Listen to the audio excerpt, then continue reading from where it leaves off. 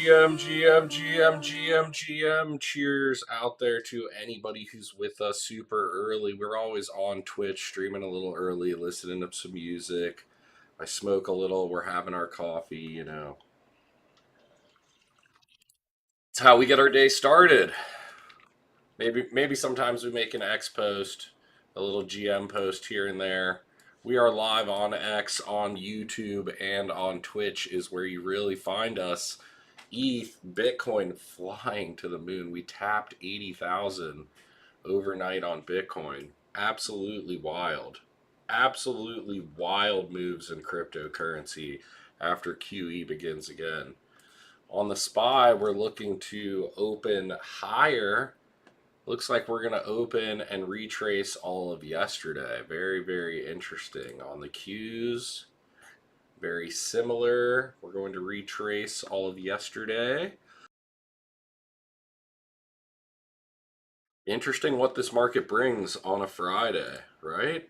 It's Friday. It's Friday. What's going to happen before the close?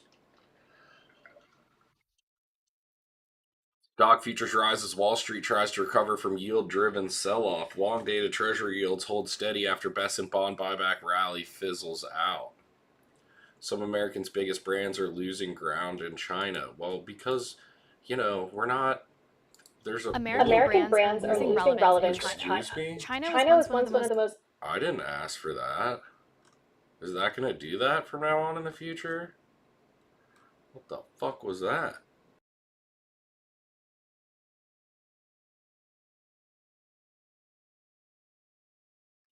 Excuse me, sorry. Glad I have a mute button. China is one of the most attractive and fastest growing markets for many American brands with its population of more than 1.4 billion. How many people are in America? Only like 400 million? Like they have a billion more people than us. That's crazy. China could offer, but in recent years, some consumer brands, Nike, Starbucks, General Motors, yeah, you think anybody's driving around a GM car in China? Have begun to see the tide turn with rising geopolitical tension, a surge in domestic competition, and a disconnect from Chinese consumer. American companies have lost ground in the region that once offered fuel for growth. China's such a big market. The numbers are so big so quickly when you talk about China that sort of everybody has wanted to try. And that's why all brands went there. Head of global retail practice at Bain & Company. Yet those companies haven't adjusted to local markets and its changing structures and needs. If anything, the question isn't what's going wrong in China, it's why isn't that happening in the rest of the world? Interesting. Cherish said price premiums for American products are often not worth it for Chinese consumers, and Chinese brands often have a fast innovation cycle and better distribution within the region. We're not just nearly as developed, our brands don't necessarily think and develop quite in the same way. The US and China have also been embroiled in geopolitical tension over the past few years, especially President Donald Trump's volatile tariff agenda. And while the political backdrop may be disincentivizing Chinese consumers from buying American, it coincides with a rise in pride for domestic brands as consumers look to buy more local. Some of the domestic brands have also disrupted the broader industry. Lululemon, Ralph Lauren, and Kentucky Fried Chicken are finding success in China with their products, a discrepancy Cherish said due to the basics of their business strategy. Am I coming in with a good value? Did I have a compelling product that felt locally relevant? Am I advertising and making it available in the channels and stores that are winning in the market? It's really a blocking and tackling and running your brand right kind of story. That's interesting, like making sure your product is in the right retailers that are selling volume. That's interesting. For more US companies to turn around their Chinese business, they'll have to make sure products is worth the price premium and quality. The key will be to which brand takes it seriously enough to really build enough local capability to do that, rather than just saying, I'm going to take what I build globally and try and sell it to a Chinese consumer. Like, wouldn't you think Chinese Starbucks has like Chinese coffees or teas and stuff or something? Nike is the biggest victim. The sneaker company has seen its China business shrink 30%, with an annual revenue hitting its lowest level in 8 years in spring. While China was once Nike's fastest growing region, shoppers are increasingly turning to domestic brands over international ones, while Nike is attempting to overhaul its distribution model in the country. Wow. Nike has just become irrelevant in China while Adidas has gained traction. The slowdown is against a backdrop of China's sports renaissance, with the country's sportswear market more than doubling over the past decade. What? And how is Nike losing? And Nike isn't sure it'll be able to recover its losses. CFO Matt Friend said he was unable to determine when the company's China business would return to growth. Still, Kathy Sparks, the vice president and general manager of Greater China for Nike, previously told CNBC the company is actively working to reconnect with the Chinese consumer. What a Nike store? What? Don't they just need to Don't they have a lot of money? Shouldn't they just blow hella money on sports sponsorships and shit? And kids, the next generation? Beauty retailer Estee Lauder has faced significant headwinds in China. We deal by making sure our brands are the most locally relevant in the market where we operate. Gap sold its China business, broke even for the first time earlier in the year. Abercrombie and Fitch also reportedly looking for local partners in China to hand off the reins. Some food and beverages like Kentucky Fried Chicken have seen continued success. Starbucks entered China 1999. I actually remember the news of this. Second largest market by 2015, but the COVID-19 pandemic started a downward turn for the company, seeking out lower priced local brands instead. Wow. Luckin Coffee. Didn't Luckin have some accounting shit after it went public and shit? China is also the second largest market for consumer packaged goods giants P&G, but P&G's product sales have struggled in China. Coming out of COVID, was a depressed market. It was a tough competitive environment, and the results were not great. P&G CEO said sales of its pricey SK-II skincare brand have seesawed. Strong in China, saying subsegments are hurt by the consumer environment, that a loss in brand equity. Company executives say they can grow sales in China, such as with diapers made with silk fibers that are winning over consumers. What? Where's my son's diapers with silk fibers and shit? 420 highlighted message. Arctic Camo, what's good? Good morning, good morning, good morning. How you doing out there? Nobody's buying GM in America, let alone fucking China. Who gives a shit? Of course Chinese car brands are beating them. Yeah, slow Friday news day for that article. It's the best way to achieve objectives in Iran. It's a delicate dance, JB. JB, what do you got to say, buddy? Economic pressure is the United States' most effective tool against Iran. Speaking on a podcast, Vance said that the move was a delicate dance as both sides apply pressure to each other, but added that what has been true over the last couple of weeks is they felt a lot more pressure than we have. Iran's parliament speaker, Mohab blah blah blah, told an event in the Iraqi capital of Baghdad on Friday that Muslim countries must make a plan to overcome cruel sanctions, according to government summary of his comments. U.S. President Donald Trump will launch what he called the most crushing economic operation ever taken against any country. What does that mean, though? Could you actually put some substance behind that? Blah, blah, blah, blah, blah. Lots of blah, blah, blah. Recently observed shipping traffic through Hormuz has remained low, with 10 crossings on Monday and 2 transits on Sunday. For the war, average ship transits through the strait were 130 ships a day. Oh my god, we're at 2%, 1%.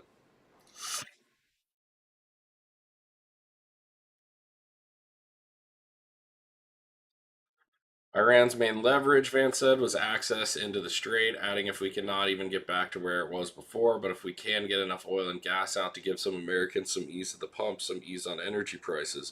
Iran was being punished for shooting at commercial ships, and the U.S. will make sure that Iranian forces are not able to do that. But you haven't been able to. That's the problem, though, is you're not able to stop them from doing that, unfortunately. That's the problem here, is you have no way to stop them from shooting at ships, and so now we're stuck in this unfortunate situation where they probably shoot at a ship and run before you attack that spot back. You know what I mean? Why U.S. brands are losing ground in China. Most Americans aren't vaccinated. They're uncertain. That's a public health challenge. Yeah, nobody wants your shit. Romania destroys drone near critical European gas project. We do not need that right now. Gas prices are high enough. Samsung plans up to 80 billion in shareholder returns after SK Hynix buyback.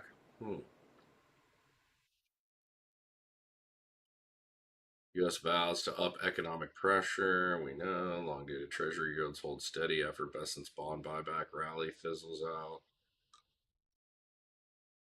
20% weekly gain in Bitcoin, and now we're hitting CNBC again.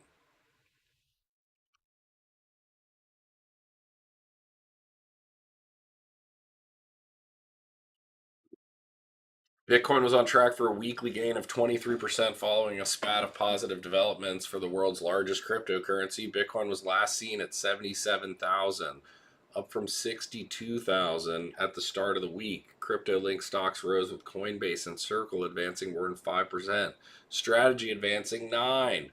ProShares Bitcoin ETF, BITO, was up 6.8%. The rally began Wednesday when Treasury yields pulled back sharply following a bombshell intervention in the bond market.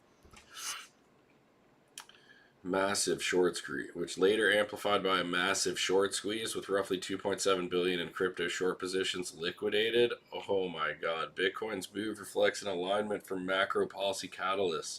The Treasury decision to double its buybacks of long-dated government debt is aimed at addressing long-term yield concerns, where borrowing costs have been rising on concerns over U.S. debt levels and partial crowding out by debt issuance and hyperscalers. So we're going to take the money that we borrow and buy the debt to make it look good. This is the most circular financed fucking shit. They doubled its buyback of long-dated government debt. Buying back debt. But our debt is going up and we run at a deficit. So how is that helpful? Who sat at the table and was like, I got it. Brondo. We need to pour more Brondo on the plants. The plants need even more Brondo. When you're thirsty, what do? You drink Brondo. Investor sentiment improved further on Thursday, largely due to the last dish push from the White House, crypto industry leaders, and the Clarity Act. Dude, there's just so much bullish news behind this. Bitcoin remains well below the high of 94,000. Achieved mid-January, all-time high of 126.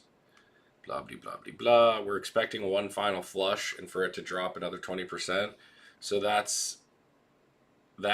it's in keeping with prior cycles. The market was heavily leveraged short, and they've been wiped out. So I think it's the market expectation. They're very savvy to cycle of Bitcoin, and they position accordingly in the final months before the cycle turns from bull to bear and vice versa. She called on investors of Bitcoin to hold the longer-term thesis, a play against monetary debasement. Yeah, we're going to do this all over again. Is this doohickey button I push to get a Rand Corp mug? It might be Arctic Camo if you keep pushing the button, dude. Keep pushing the button, my guy. Isn't that spending points? I think you're spending points, not saving them, actually.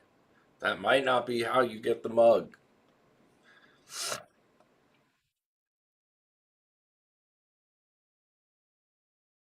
What else we got going on here? Perfect storm for grain prices going higher. Isn't that's going to mean all food prices are going to go higher, right? Why is that? Why do we have a problem with grain? Don't we make a lot of grain over here? Russia and the Ukraine continue to attack one another's port infrastructure, blocking shipments from breadbasket of Europe and driving up wheat prices. Wow. The severe drought. What part of the world are you in? Two vast nations are estimated to produce around a quarter of the world's grain exports.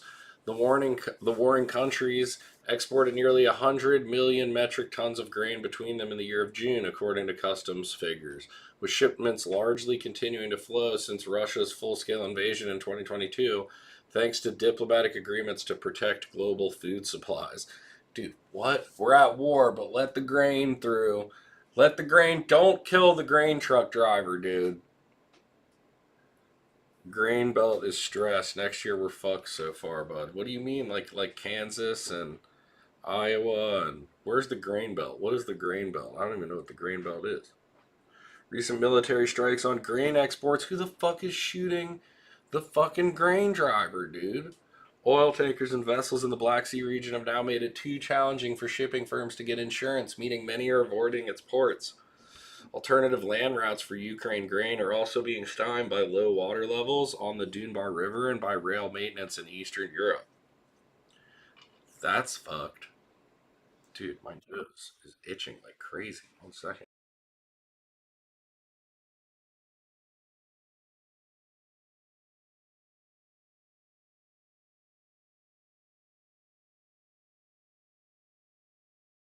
We're back. We're back.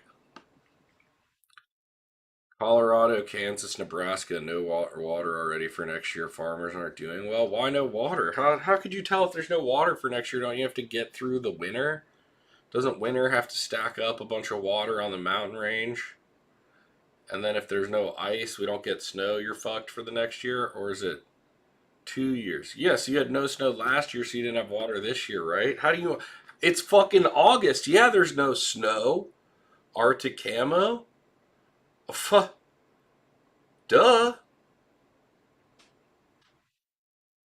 Yeah, that's because it's been. I don't know where you live, but it's the summer. June, July, and August, my friend. Hey, let me know. Let me know in 6 months. Talk to me in 6 months. Let me know if you've gotten any snow, dude. No snow, bud. We've got no snow. Like, yeah, it's the dead of summer. It's fucking 115 degrees out. Kind of hard to fucking snow. Like, what? What fucking crack are we smoking, dude? Are they predicting a no snow winter this next winter? Is that what we're saying? We got no snow these past winters. The snow melt is what our water comes from. Yeah, I know that. I know that. I used to live in Colorado. Um, the melt during the summer. Yeah, I know. That's what I'm saying. How could you tell next year's going to be bad yet if you already haven't had this year's winter?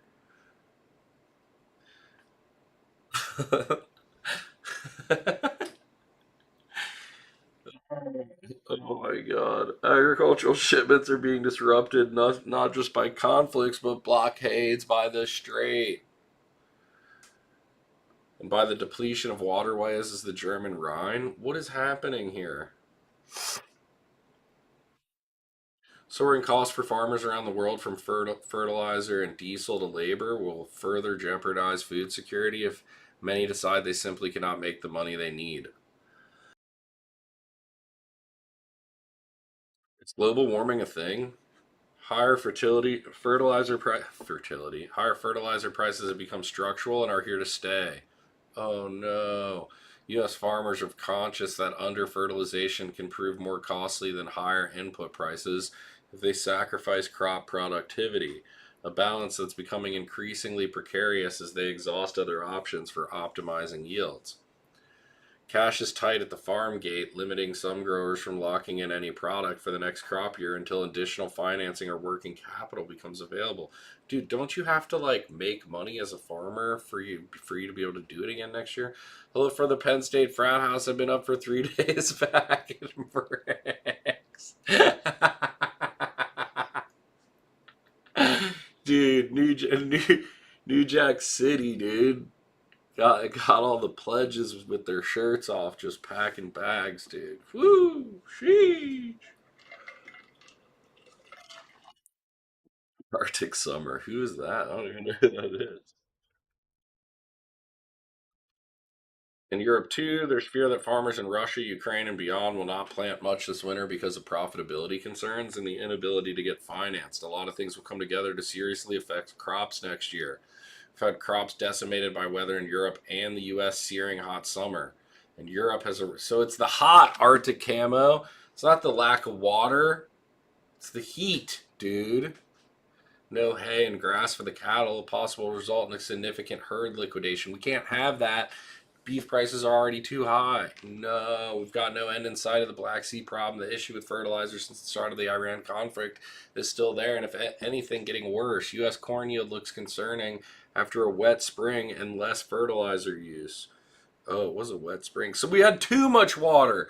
Arctic Circle, dude, we had too much fucking water. A wet spring caused the problem. This guy's saying it's too dry. Really, it's too hot and too wet. Could push prices up, and we've even got uncertainty for massive El Nino even about to hit. There's a fucking El Nino coming in this motherfucker. Expected to increase volatility in the southern hemisphere. It's just a huge mix of different issues, and we won't know how they're going to end. It's a perfect storm. This isn't good. I'd think with being a Twitch mod, I wouldn't get hit with 6, 7, 8 ads. Nah, dog, you're getting all the ads until you hit that Amazon Prime button, dog. You better have that Amazon Prime ready. Connect with your Twitch and hit that sub button, dude. Doesn't cost you anything. Gives your boy a couple bucks. Holy F, bro, 8 ads and a 3 ad pre-roll. What the fuck?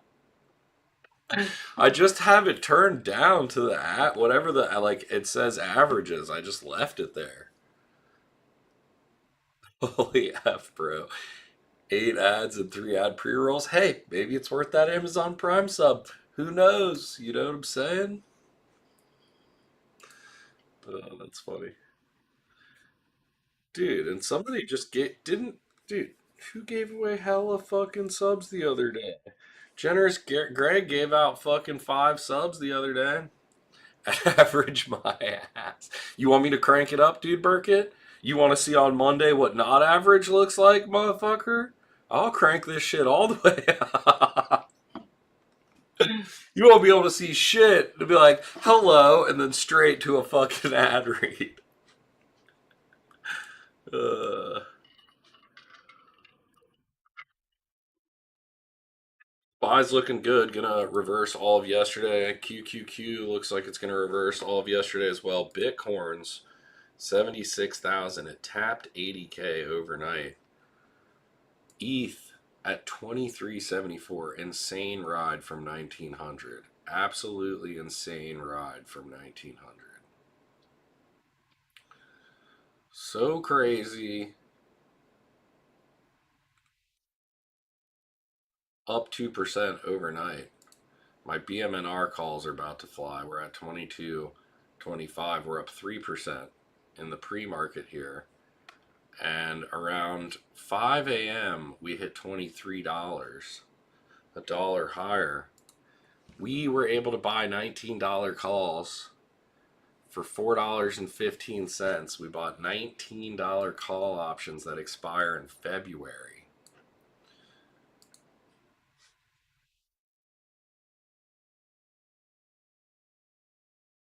So a nice little middle of the road there. We should be up quite a bit from yesterday's close here. We'll see. We will see here in 1 hour what those options open at. The account is looking good though. The account is looking so good. Look at it on every time frame. The 1 week, we're up. Hello.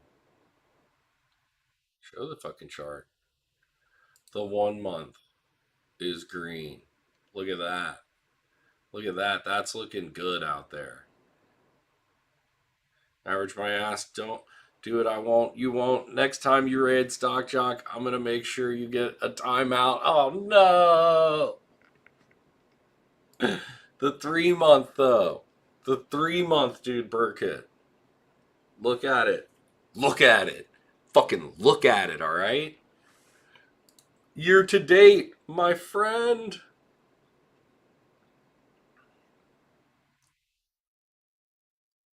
Look at the 1 year since we started investing again 1 year ago. Somewhere around September or October, I started depositing. Maybe it was like even less, dude.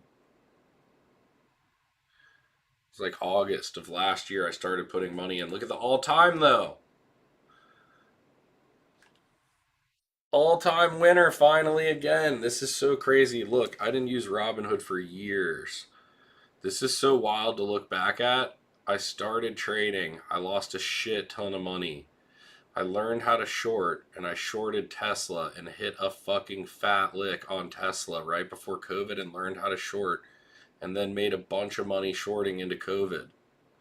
Take my money, dude. Burkett with the resub. Let's fucking go. My dude. Take my money. Let's go, dude. Burkett. I appreciate it, man. Thank you so much. I appreciate the sub. Cheers out there. Good morning, dude. Good morning, dude. Welcome back to the Rand Corp fucking group. My guy, you'll never see an ad again. You'll never see an ad again. We're all-time profitable out here. We're hitting fatty licks. The SPY's up. The QQQ is up. The divvies are paying and flowing. You know, we're feeling good. This account is up and to the right finally. It's wild. Like, so after I learned to short and COVID, we gave some back. And I got mad at Robinhood's UI and we went over to TD Ameritrade. Remember that? I did all that trading, all that streaming back in the day. We were on TD Ameritrade. We weren't on Robinhood. And when I wanted to start up an account again, I wanted fucking to be able to buy like not whole shares of shit. Like I needed fractional shares to start saving. That's why I think Robinhood is so good. Hey, everybody's got a Robinhood account, but we're gonna exclamation mark Robinhood in the chat just because, you know what I mean? I do think it's a great way for people that are just starting to save. Like being able to buy fractional shares and buy, you know, I have 3 point something shares of the SPY. Like being able to get $100 of something that's $700 and to participate in something that looks like that, probably a good idea, right? Why is the Kraken app so confusing? Why are you using the Kraken app would be my question. What are you doing on the Kraken app? There's literally no point for you to be on there unless you're using it like a public toilet and cashing out to your bank account or buying crypto. And even then, you should just be buying stable tokens. You should be buying stable tokens. Bitcoin or ETH. And then you could trade the rest of it on chain somewhere, right? Outside of the Kraken app, my friend. What are you doing in Kraken? What are you doing there, my friend? Curve is up 12% and fucking flying. Is it about to be a DeFi summer again? Alchemix 220. Dude, Hyperliquid and Lighter are at their all-time fucking highs. Hyperliquid back to 74,000. Trump says Hyperliquid's coming to the fucking US, alright? What should I use? I'm a novice on crypto. What are you trying to do? Listen, if you're in America, you need to be using Coinbase, number one. Use that Coinbase thing, sign up on there, and that's where you're going to buy all your fucking Bitcoins, your Ethereums, and your USDC, most importantly. USDC and Circle was heavily invested in by Coinbase, so there's no fees on Coinbase for you to mint USDC, but also for you to burn it and get it to your bank account. So that's why it's the best place to do it. I believe Kraken does match that, but I just stick with Coinbase. And I also have the Coinbase credit card. Do I have it physically right here? No. Do I know where my Coinbase credit card is? No. Is that a problem? Yes, that's a huge fucking problem. Here it is. Here's my Coinbase credit card. Uh,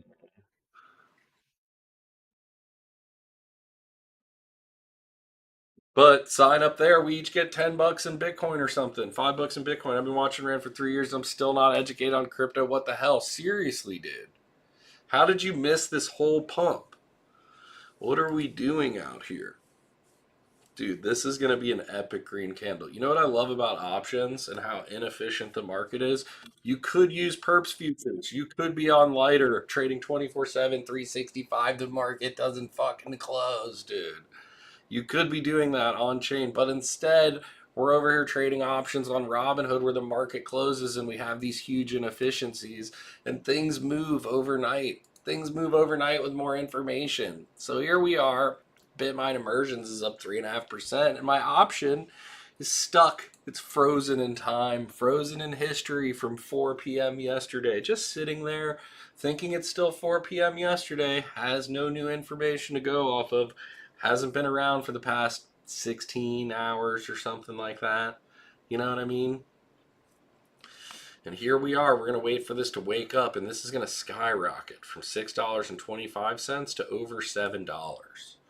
And then my value here is going to go up a nice fucking chunk. And we're going to all of a sudden have $15,000 in BMNR calls, okay?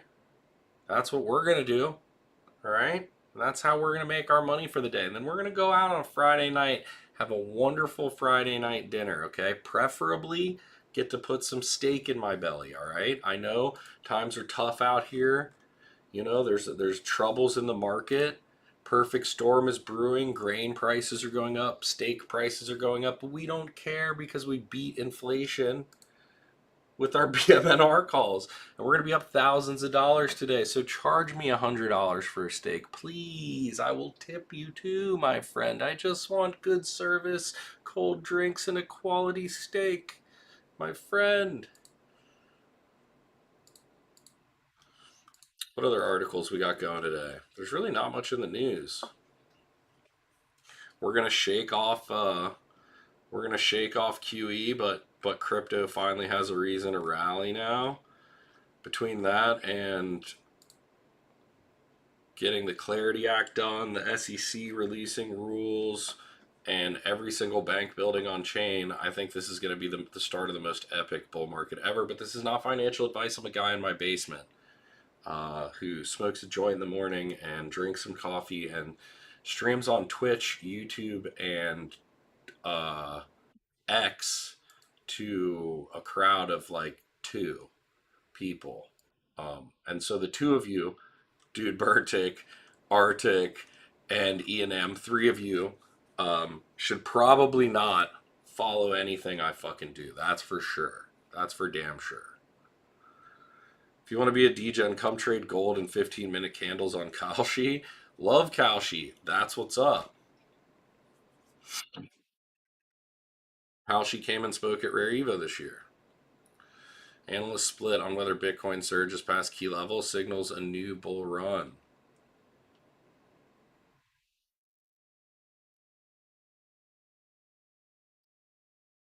Treasury's latest measures isn't QE or YCC. Still, Bitcoin is skyrocketing. Here's why. How is it not considered QE? Teach me. This is a great article. Why is Bitcoin rallying? The U.S. Treasury on Wednesday said it would step in to support the market for its own bonds after the cost of long-term government borrowing shot up to the highest level in almost 2 decades. So the government is borrowing to buy the things it borrows to keep the interest rate down. How does this make fucking sense? This is such a circular circle jerk. Following is one reason why I'm broke. Let's fucking go. At least I didn't take the FTX referral. Is there still one on here? Oh my god, that's so true, dude. Man, FTX. Jesus. Sign up to trade on FTX. Yes. Oh my fucking god, dude. That's hilarious. Oh my god. E&M. That is fucking good shit, dude. I can't believe that shows up. This is exactly why none of this is financial advice. I traded on FTX.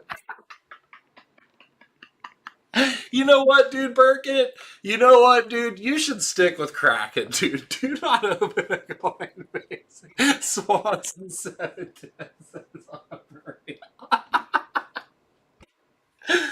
Oh my fucking god, dude.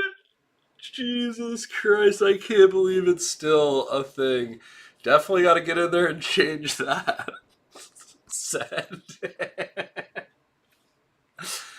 Oh my god.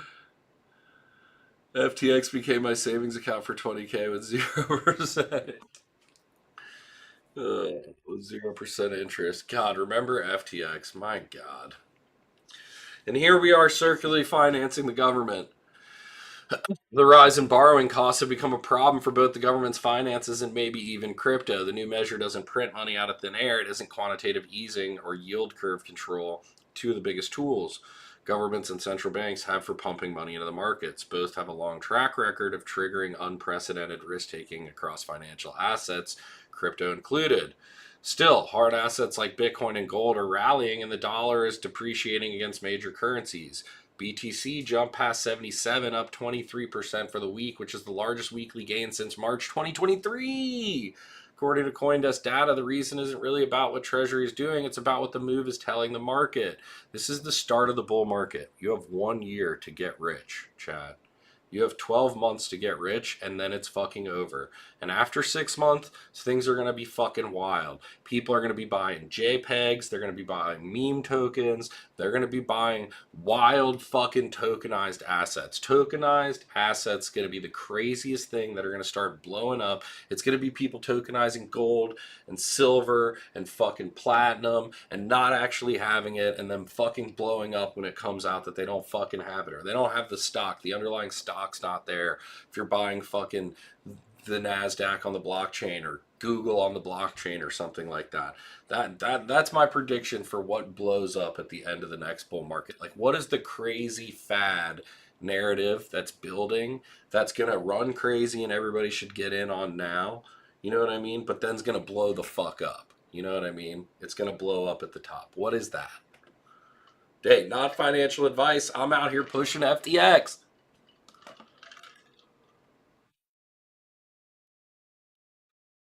I was like, he just got us on one end. Why FTX now? Well, you should always have multiple platforms. Yeah, 1M ended up failing. They would still have my business if they didn't cancel their credit card that gave you rewards into the account. That's what made me go back to Robinhood, because then Robinhood released a credit card that's actually fucking working.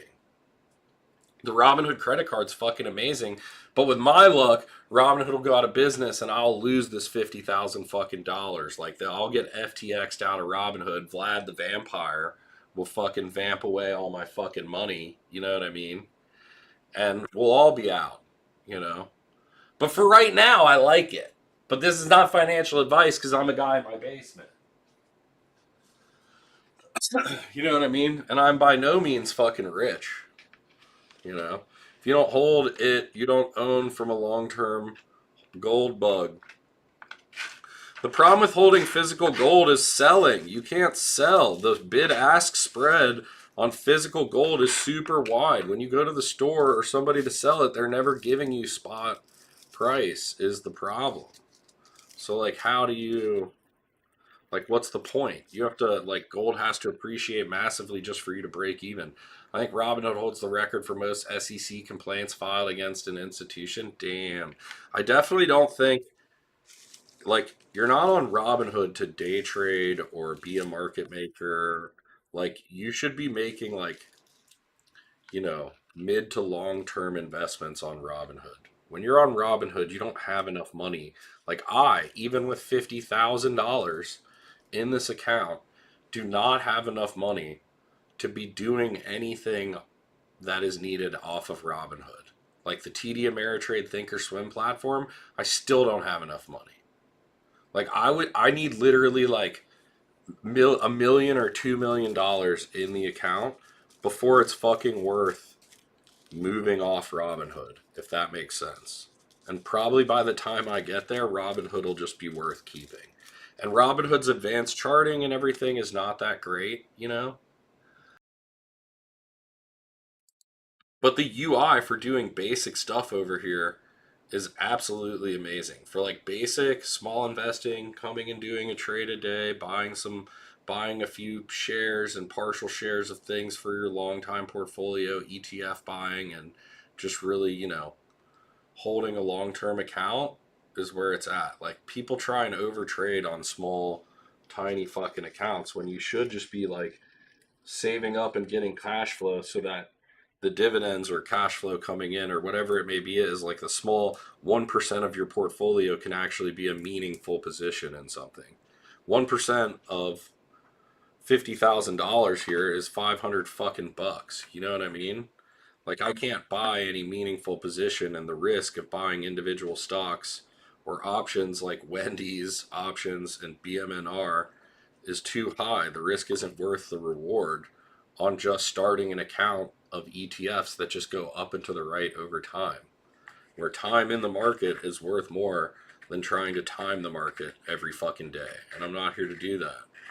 I'm not that guy. You got to get to Stock Jock for that. You know what I'm saying? He's your guy. He's the guy that sits in front of the comp day in and day out looking to scalp inefficiencies in the market and makes fucking bank. That's why I raid the guy, because I like to see what he's doing, but I don't have the capital or the knowledge to do it. Never sell, fixed it, stop being poor. Stop being poor. That is true. I need to stop being poor. It's tough. It's hard to stop being poor. Just getting a TradingView account for charting. I do have TradingView. I love TradingView. But I don't pay for it, and oh my god, Aave's up to 110. Let's fucking go, baby. What just happened there? How did I miss that looking at it earlier? Uniswap headed to $4, dude. All these tokens that are heavily involved with, like, Uniswap is making sure that their token actually has value from the revenue of their protocol. I believe Aave will do the same.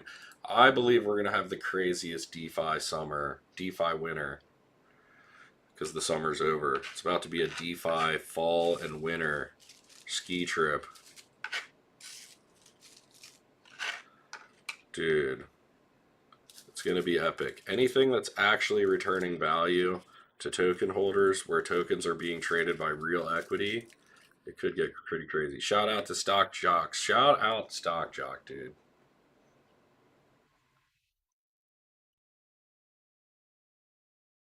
Dude's a fucking legend. VVV is already back up to 15.6. Lighter up 2.8%. This is great, dude. And we got the bot out here trading, dude. The bot made a trade last night. Bought some lighter. We're up 2% over here. We got the bot trading. It's up $30 over here. This is crazy, dude. Our bot's crazy with the high Sharpe ratio. Over 50 days tracked. We're up it's a 4.31% Sharpe ratio. 48 days in is pretty good. We'll see. We need to get to a year. We need to get a lot more trades under our belt. 38 sells, only one loss, and I closed it on VVV, and it would have been a fucking win by now too, for sure.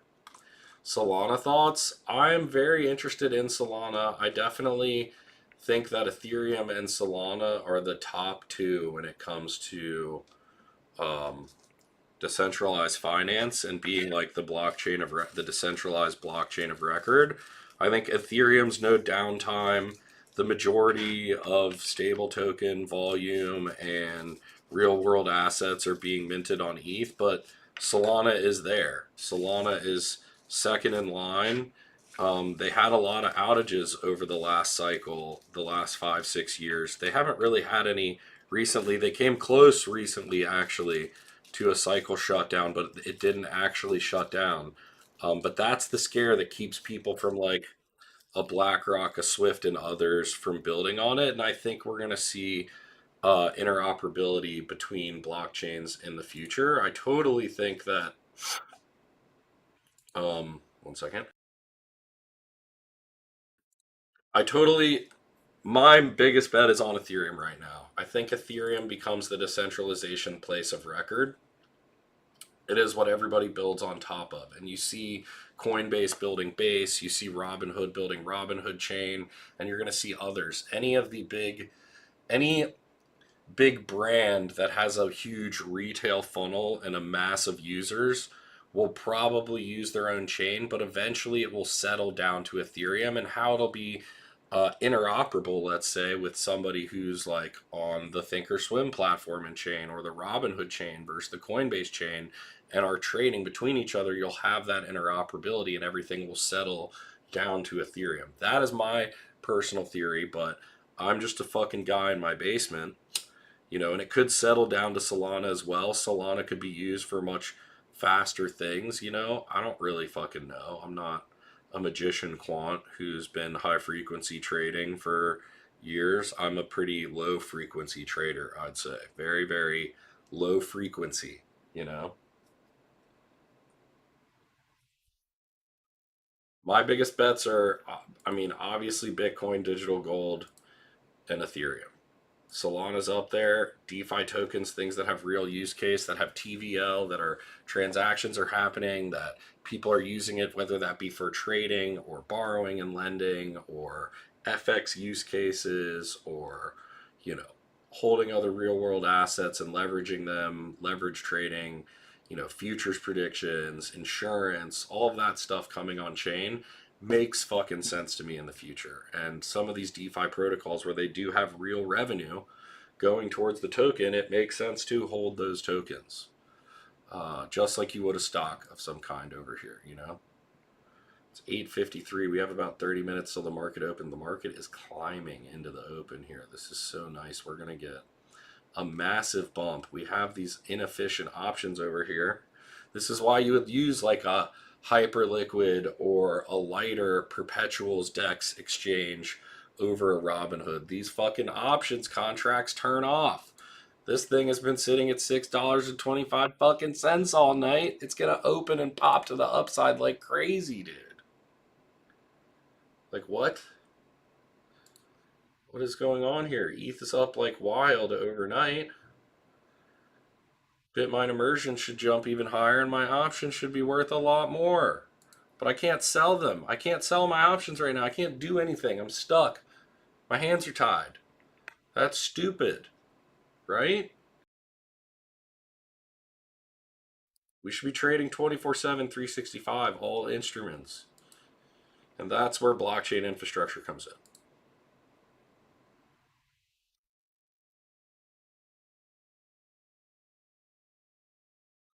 Here's what was actually announced. Starting September 9th and running through November 4th, the Treasury will buy back $4 billion or more of its long duration 10 to 30 year bonds on multiple occasions, double the previous $2 billion cap. We're going to increase the size of the buyback. I would note that it could be more than $4 billion per issue. The bonds being repurchased are older ones and don't trade as often, which can make them harder to buy or sell without moving the price. The key point, Treasury is using money it already has or money raised by selling short-term Treasury notes or bills, not creating new money. They're issuing short bonds to buy long bonds. This is Operation Twist 2.0. This is not a new unprecedented program, Lance Roberts, Chief Investment Strategist for RIA Legend. Operation Twist was a policy deployed by the Fed in 2011 under which it bought long-duration bonds while simultaneously selling short-term ones. That was aimed at twisting the yield curve to lower long-term yields, borrowing cost, encouraging borrowing and investment in the economy while keeping short-term rates steady. Essentially, no new money was pumped into the market. QE happens when the Federal Reserve creates new bank reserves out of thin air and uses them to buy bonds, injecting fresh liquidity into the financial system. This is not QE. Yield curve control is a monetary policy where a central bank sets a target or ceiling for long-dated bond yields and commits to buying as many bonds as needed to keep yield at or below that level. Unlike QE, which focuses on quantity of assets purchased, YCC targets a specific interest rate on the yield curve. For instance, the U.S. effectively ran a form of yield curve control from 1942 to 51, capping long-term bond yields to finance World War II. Bank of Japan pursued explicit YCC from September to March 2024, targeting the 10-year Japanese bond yield around zero. Grease the wheels of risk-taking in financial markets. What the Treasury announced on Wednesday is more of a liquidity management move in the bond market at a time when yields are rising. Signal matters. Nevertheless, the Treasury's move is less about the buyback itself, which is small in both absolute terms and relative to net bond supply, and more about what it signifies. It indicates that neither the government nor the Treasury are in the mood to attack the real problem, the budgeting deficit, and are instead looking for temporary fixes to cap rates. Given that the buybacks are a zero sum game, they're unlikely to materially alter the nature of the trajectory of long dated yields, which has been up.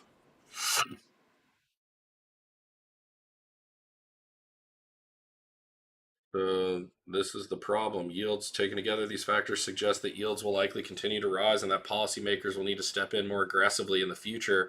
That could involve a full blown YCC with the central bank committing to buying as many bonds as required to keep the yield, say 10 or 30-year bonds, below a specific level. Such a move would lead to explosive growth in the Fed's balance sheet and a massive injection of liquidity into the market. Wow. We're about to see it, huh?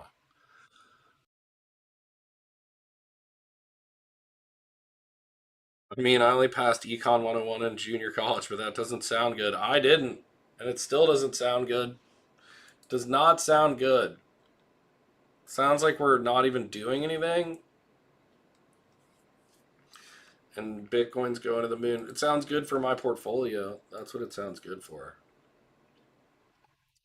Because we're fucking ultra long BMNR right now. Let's go.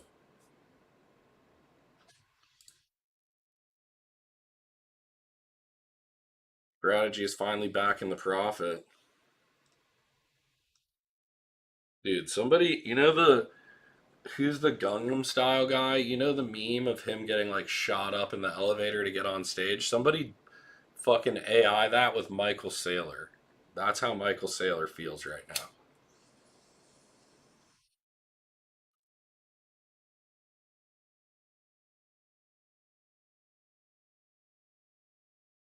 $2 million bet on XRP volatility crosses the tape as prices surge. Whoa, XRP is up 15% right now. Holy fucking shit.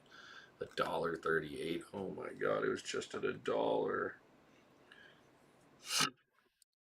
A large option bet that would play off from the surge in XRP volatility crossed the tape Thursday, just as the cryptocurrency staged one of the sharpest single day rallies of the summer. The trade was a long straddle involving the simultaneous purchase of a call and put contract at the 116 strike level. The trader purchased 2 million contracts in total, worth 2.32 million, while paying roughly $62,000 in premium. The position expires on August 28th. What the fuck? Long straddle opened at the 116 strike. Chart showed a clear spike in open interest and buy volume at that strike on crypto exchange Deribit. A long straddle is a classic volatility play. The buyer profits if the price moves far enough from the strike to cover the premium, regardless of direction. With only 8 days left until expiration, this is a short-term bet that XRP will stay near $1.06. Will not stay near $1.16. That's crazy. I like this long straddle. If you see like a massive move in something, you could just long straddle it. It might go down, it might go up, but it ain't gonna stay where it's at. That's an interesting play.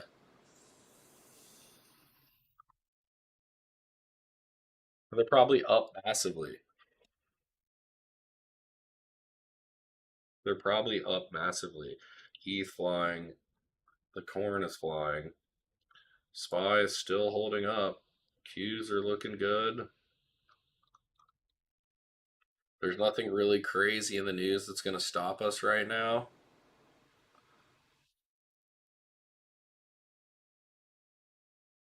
US and Canada near a final trade deal. Dude, you guys are the 51st state. Like, chill out, dude. Whoa, Wall Street's existential crisis over perpetual futures, the 24-hour security on steroids, just got urgent. There's an old trader saying, don't put on a position that won't let you sleep at night. Perpetual futures, known as perps and shorts, are literally designed to do the opposite. Blockchain enabled 24/7 trading, never expiring futures, a label now legally contested by the CME, are growing so fast overseas they almost stole the show for the biggest IPO of all time and knocked 18 billion off the combined market values of the CME, CBOE, ICE, and the Miami International Holdings in 2 days. He teased a path to the CFTC regulation of Hyperliquid, the fast-growing decentralized venue for trading perps.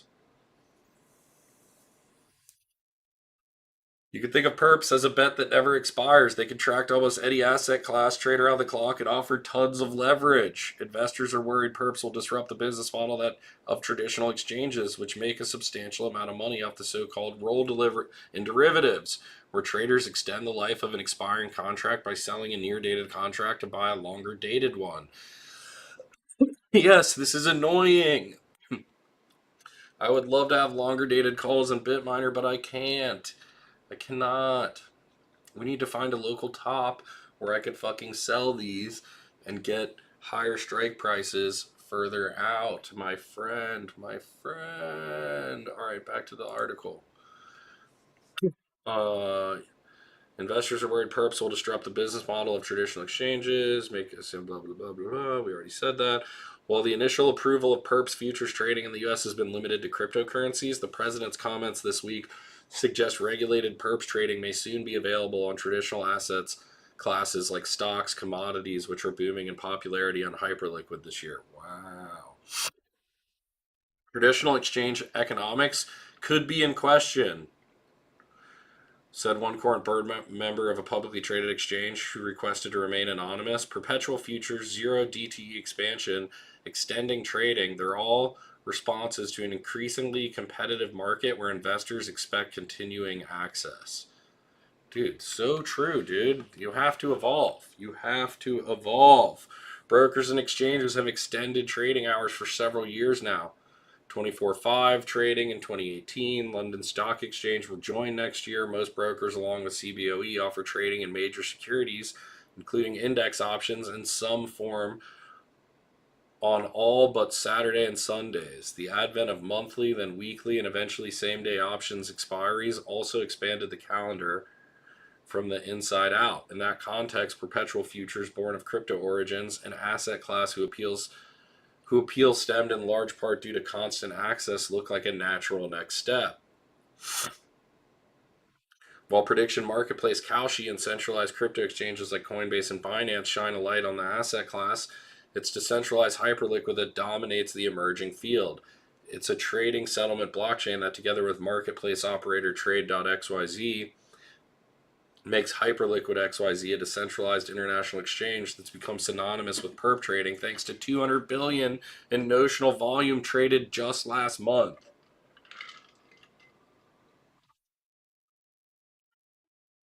Oh, damn, I should have gone long per. A publicly traded treasury company that invests in the token underpinning the exchange blockchain. TradeXYZ received exclusive license by S&P Dow Jones Indices to trade perpetual derivatives on its benchmark stock index S&P 500.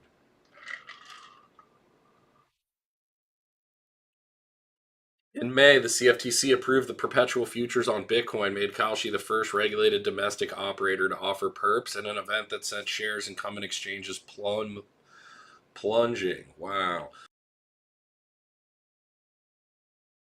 While most popular with retail investors, perpetuals are seeing signs of increased intention from institutional investors as well. While this is heavily retail-centered product, there's already some institutional activity. Crypto perps in London, U.S. regulated venues. Hyperliquid perps exchange is one of the most compelling use cases of blockchain to date. Powered by Hype, a crypto token value, part derived by fees collected from transactions. Hype is up 196% this year. Wow. Given Hyperliquid's success, averaging 9.6 billion in perpetual notion volume on a daily basis in June, many major incumbent players are already laying the groundwork for related styles of derivatives trading. Wow.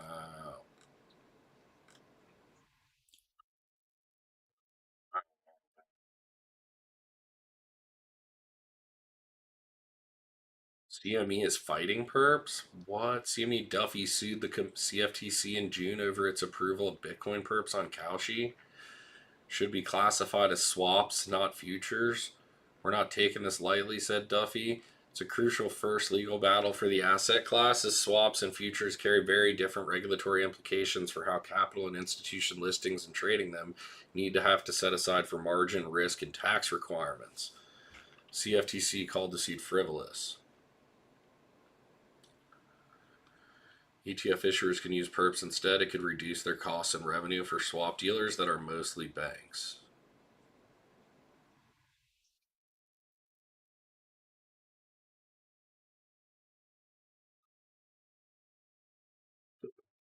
Commodities use the phrase contracts of sale of a commodity for future delivery when describing futures contracts. Perpetual that never expire or deliver an underlying asset. The two such things in an instrument defined as a future cannot be a swap, meaning if perps were classified as swaps, it would pose notably more onerous capital requirements on Kalshi and Polymarket, which operate their own clearinghouses. And about the law, it's about fear of competition. With perps, you pay fees once and exit the position whenever you choose. The end result is cheaper, simpler product for the end consumer. Mass volume. There is so much volume. Very, very interesting. That is a fucking interesting article. It is 9:07. Market is about to open. ETH is sitting right below 2,400. Bitcoin's at 77.3, chat. Our BMNR shares are at 22.33 before the open of market. We hit $23 at 5 in the morning. Can we continue the upside rally, and where will our call options open at? Portfolio's looking good. We're up 0.72% in the pre-market, $350. All time, we're finally in the green after some massive options trades here. Love to see it. Wenlee's our meme trade. Just a nice little meme trade. Sitting at $8.90. We'd really love to see this thing hit $9 and get out of our calls, my friend. I'm actually going to cancel this order because I don't want it to just strike when I could get more. We will see where we're at for the day, and then we will set the price. But I would love to get out of these Wendy's calls and just get my monies back, you know?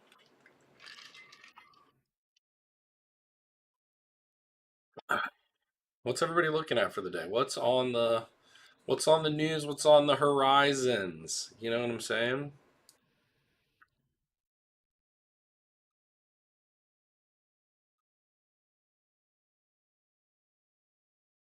What other news articles are out there that we need to be reading?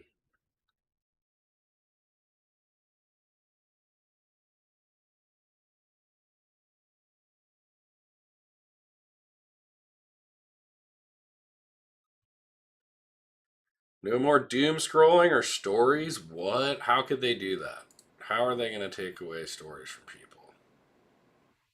What are we talking about? We're going to take stories away? Come on. Let's be fucking real here, right? No more doom scrolling on Instagram stories. A Meta trial loss could end the social media we know. Meta says it faces $1 trillion penalty. $1 trillion penalty? $1 trillion. And damage to its advertising model, but the trial could go well beyond one company. It could make social media unrecognizable. The states want the court to force Meta to remove certain addictive design features from its platforms, Instagram and Facebook. These include infinite scrolling, auto-playing videos, disappearing content such as Instagram stories, beauty filters, and algorithm-dominated feeds.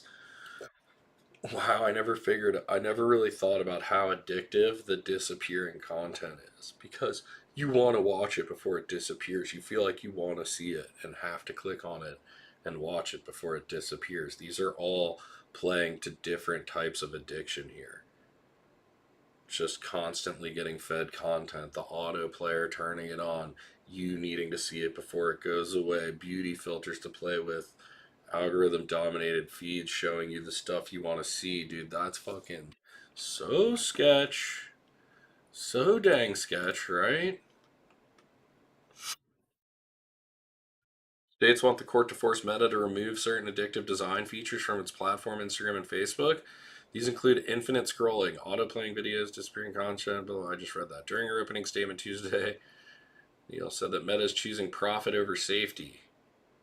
under 13s on its platform, and that its business model is to hook the user, hold them for as long as they can, harvest their data, and hide the truth from the public. I mean, that is the truth.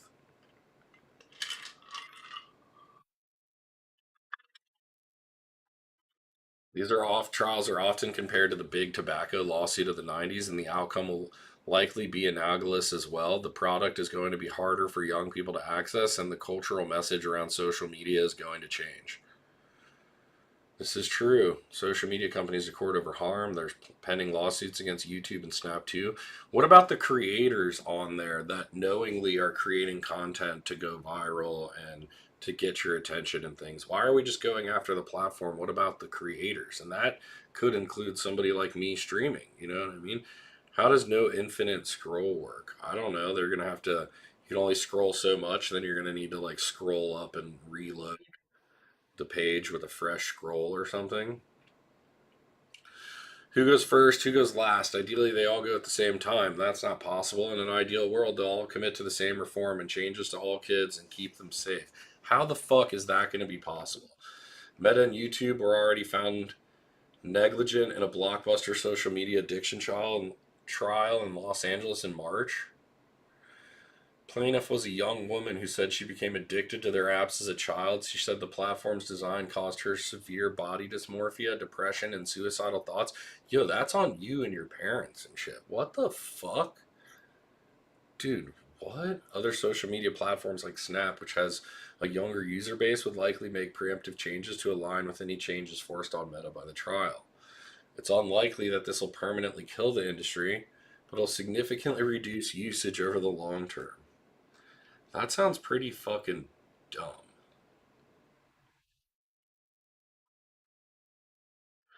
Not gonna lie, that sounds pretty dumb. I have anxiety and I have to doom scroll. Is it though? I'm sure we all have some side effects from socials.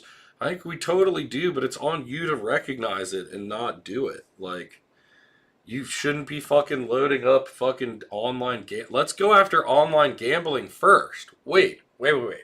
We're gonna skip the thing that advertises to everybody everywhere and is an app on their phone that humans literally burn their fucking money away in. We're gonna skip all that and we're just gonna go after harmless content. Nah, dog. That's on you, dude.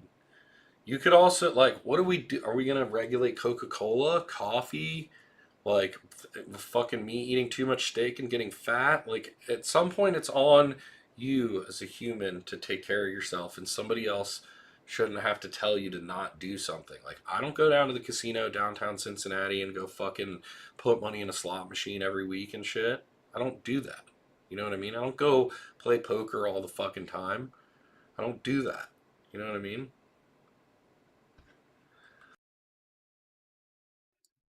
I do scroll a lot of social media and I should spend less time doing it, but I try and recognize it and get my work done for the day and I spend my time scrolling when I can. I am probably addicted to socials. I probably need to get off Twitter. I've spent too much time on there. I'm definitely probably addicted. They also made the algo addictive, knew it was addictive, and didn't even warn us. That is true. I mean, same with same with everybody though. Same with food manufacturers, snack manufacturers. They're looking for tastes that get you addicted to it. Same with like fucking like I mean that's literally every product is trying to hit some type of your senses that make you addicted to it, right?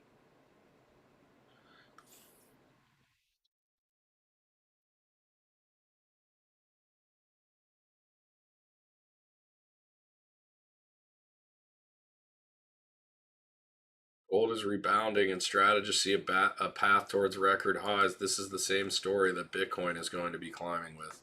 Gold prices climbed Friday, putting bullion on course for a gain of nearly 5% this week as the bond market jitters, softer dollar, and renewed concerns over U.S. debt help revive demand for precious metals. These are all why Bitcoin is flying.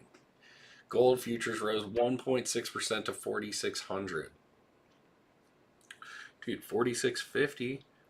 One spot bullion notched a 1.55 gain, trading at 4,500.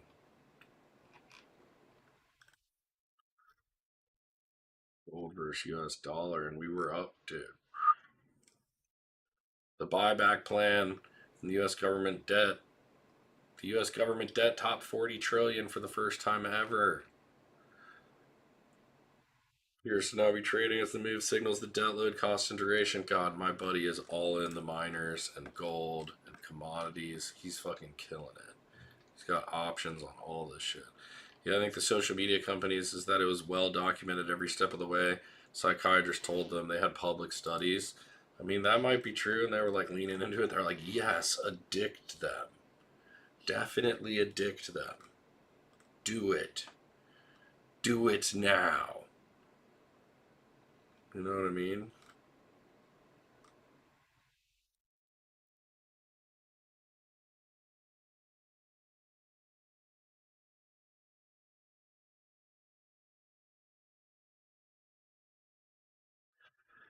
Interesting, interesting.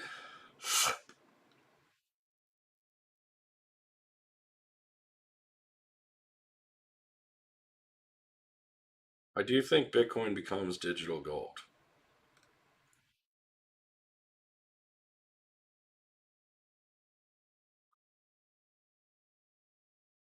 Debt consolidation loan versus balance transfer credit. I did a debt consolidation loan.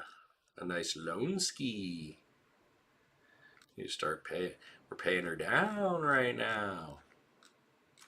I put a lot of money in the Robinhood lately. Dude, this thing, please fly. What did ETH hit?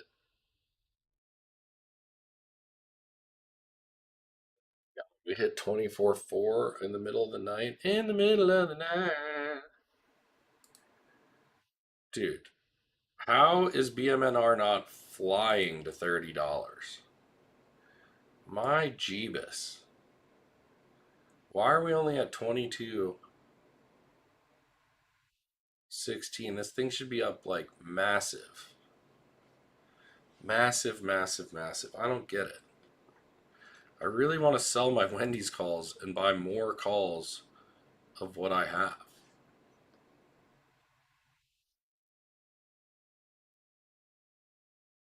I really want Wendy's to blow through $9 so I could get over $1 for my shit.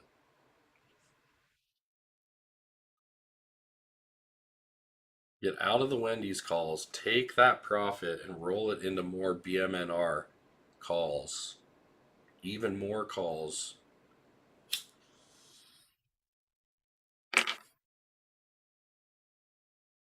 Because I think we keep ripping, chat. Oh no, Bitcoin's starting to pull back. See, this is where things get scary. What? How did we rip all the way up there?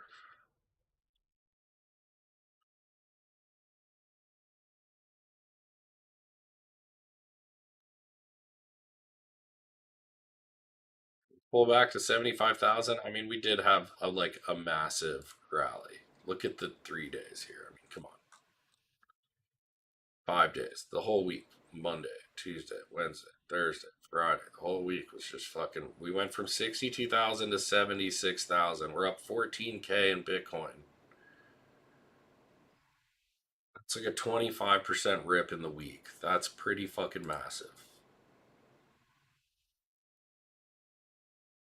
You know what I mean?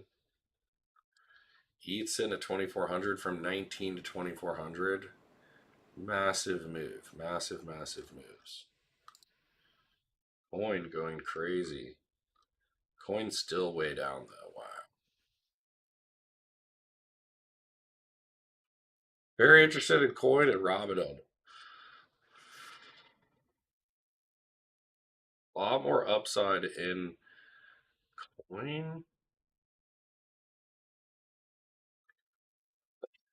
I guess because they're so tied in with USDC and everything. I mean, God, now's a great time to get some fucking crazy call options on coin.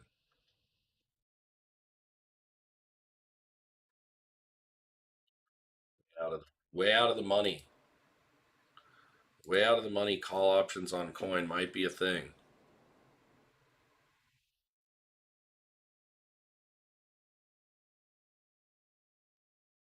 Things got to run for a year though. Like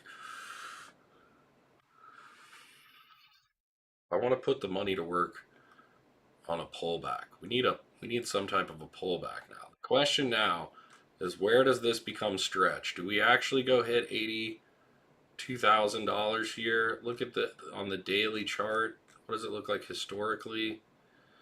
I mean, does this give us a little resistance in the low 80s for a bit? Kind of challenge this 85,000 number on Bitcoin? I don't know what the fuck I'm talking about. I'm smoking in my basement before work, drinking some coffee, but like, and that's why we shoot up to these levels so quickly. Now we're at this like next level of contention here. Does that make sense? It's a much harder road to go from 76 to 90 or 76 to 95. Whole nother move there, I think, right? Went up 14K per coin if you were holding whole corn. Yeah, I mean, you could leverage your way up to a whole corn.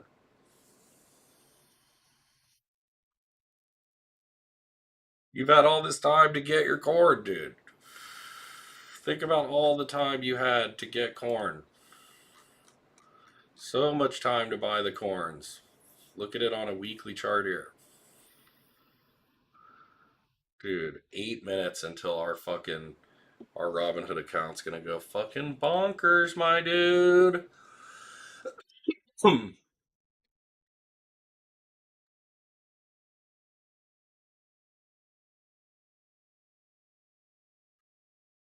Look at our account. We're up 289 market open here.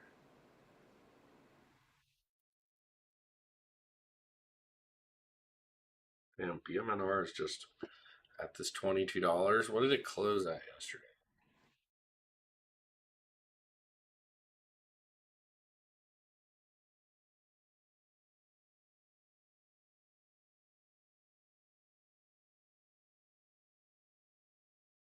Up $4 in the past week. I mean, that's a lot. This thing has gone up a lot. They own 5% of the fucking whole Ethereum network. Like, how is this not crank mode?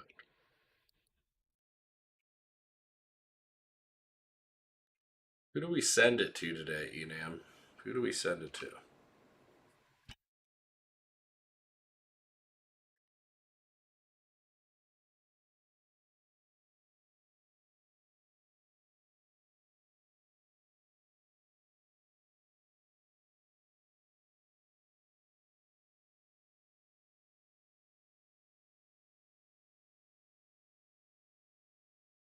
Six minutes.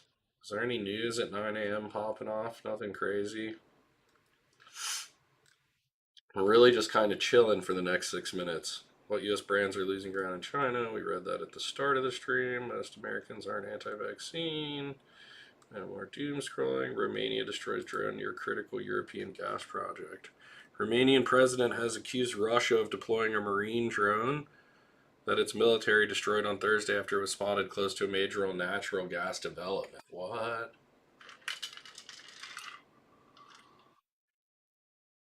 In a series of Facebook posts, Romanian defense minister said F-16 fighter jets destroyed a marine drone in the vicinity of Neptune Deep gas project in the Black Sea.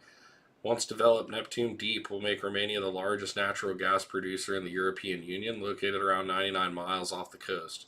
Platform's expected to begin production in 2027. Damn, they were protecting that shit. They were like, dog, we will send F-16s to fucking protect this platform. You get the fuck away. European energy prices rose drastically in the wake of Russia's full-scale invasion of Ukraine. Romanian Coast Guard reported the presence of the drone a few hundred meters from Neptune's deep gas extraction operations, 80 miles east of the Romanian city. Defense Ministry then requested NATO authorization to take charge of the situation.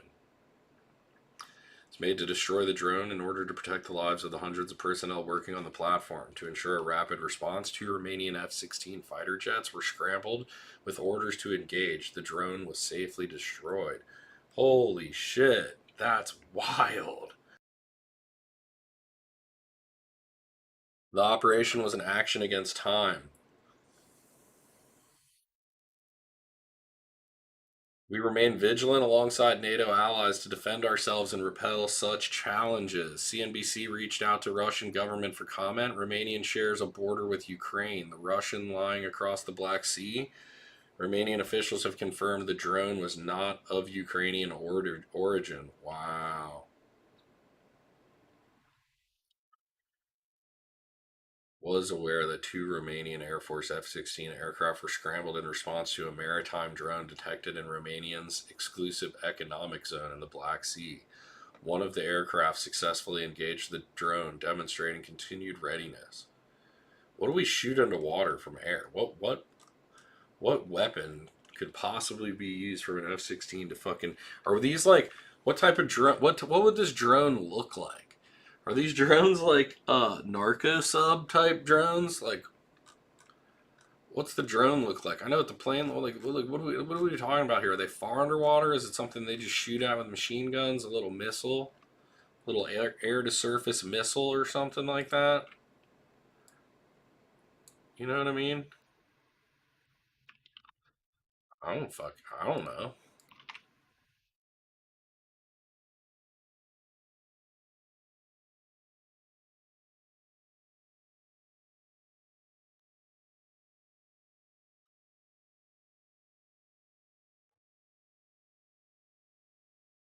Interesting. Interesting.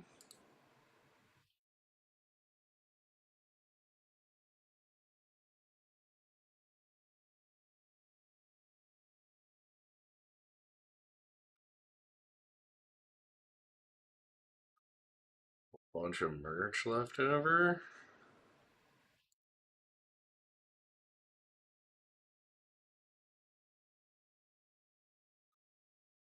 Shit. I think we're gonna. We have 2 minutes until market open here. 2 minutes. And we're about to see this thing pop, my friends. Pop to $7, hopefully.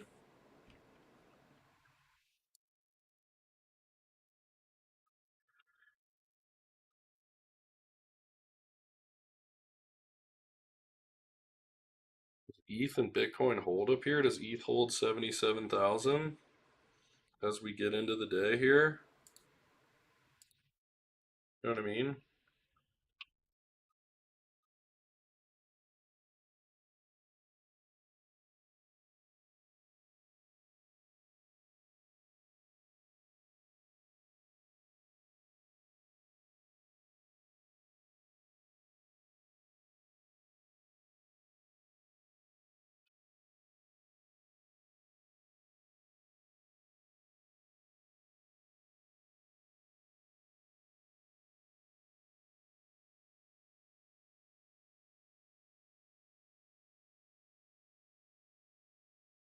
Air Force out here in UFOs.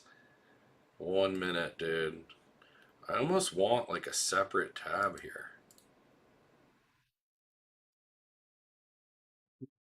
There we go. Now we got both the calls up. There we go. Oh, what? What was that? Yeah, what? Fucking looked like it was going down for a minute. Excuse me? We're not going down.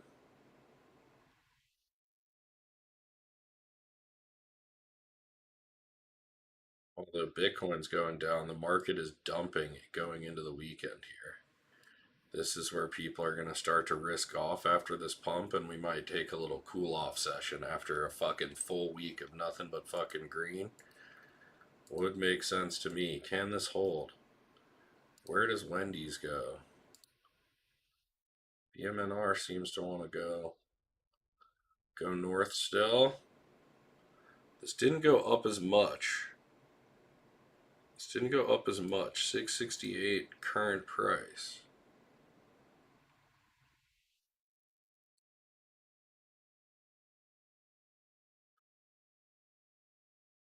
Could this be in a spot where we top out, chat?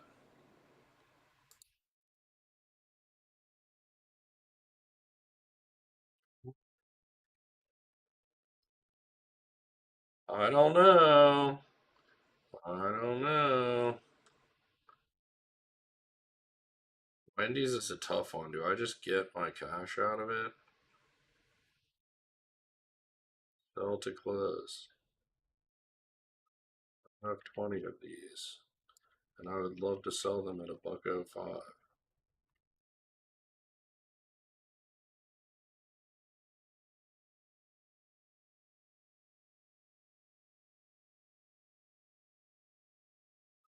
I just bring down the average. I just close the gap a little bit, is all I did. Yeah. Bitcoin gonna hold today? Is that just a little market open volatilities? You know what I mean?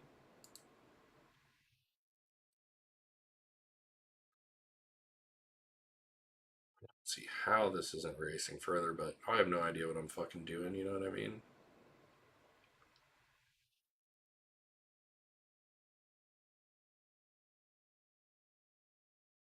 $663 is a massive win that I should probably put in the bank.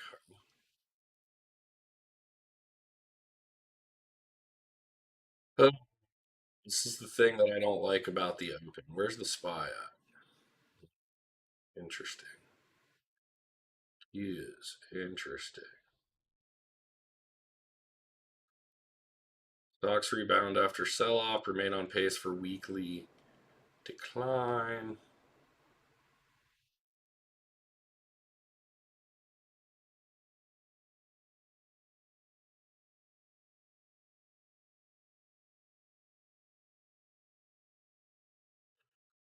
I mean, nothing crazy in the news. Is this just kind of closing the gap on the day and then we can go up a little bit? That's the question.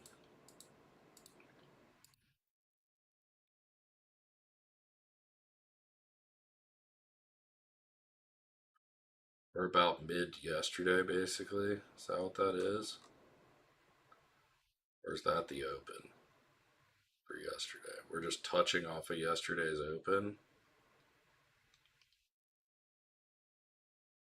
Do buyers come in? Is the question.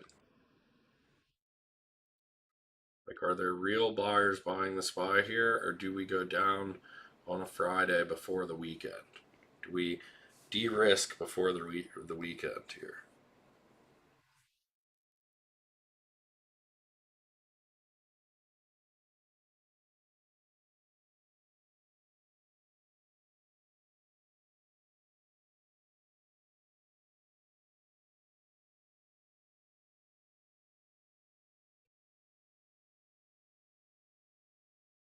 Four minutes into the trading day. This is why I hate trading at 9:30. Like, I hate being so leveraged into something that this matters to me. To be fucking honest, you know what I mean?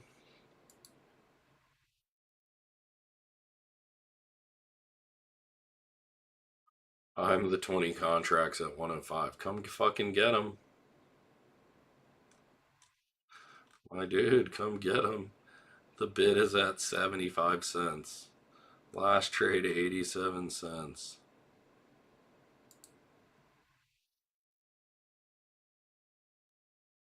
The SPY continues to fall.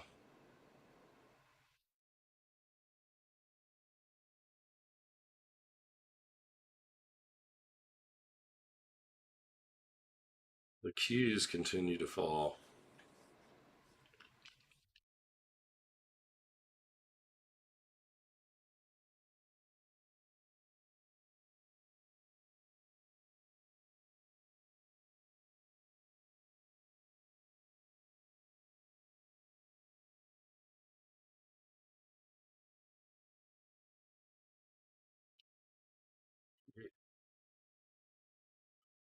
Isn't good on the daily, is it?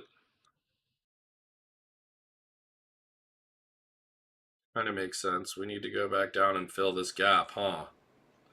Next week. Scary. Rolling over for the Qs.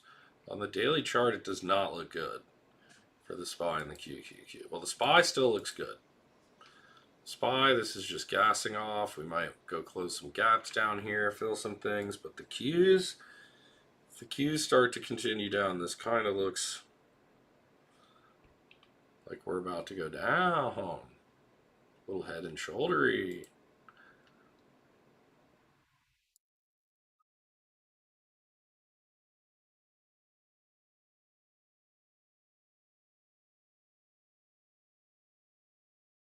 I don't understand how BMNR isn't like 20, 23 bucks, 24 bucks at this point. What's the difference here?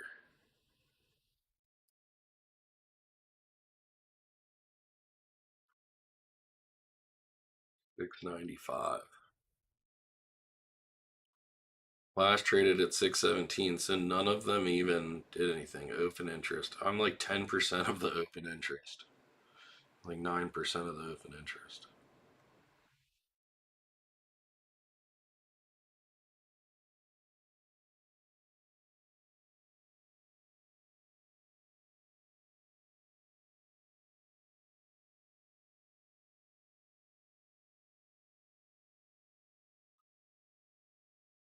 Well, we are up quite a bit on the day, but we need the SPY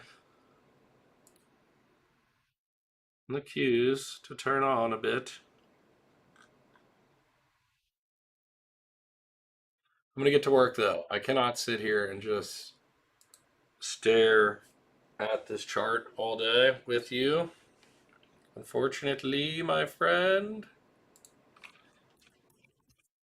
I wish I could. I wish I could.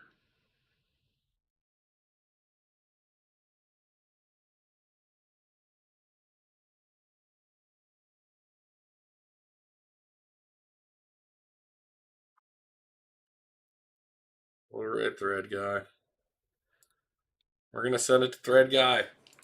We'll see you guys on the flip side. I just think our crowd's like it's just too much crossover. We appreciate everybody that's out here watching. We'll see what happens. We are up on the day. It's a decision of whether we hold over the weekend or not. So I will report back later, my friends. We are up $4,700, almost 60%, 59% on our initial investment 2 days ago. We love to see it. See y'all later. Cheers.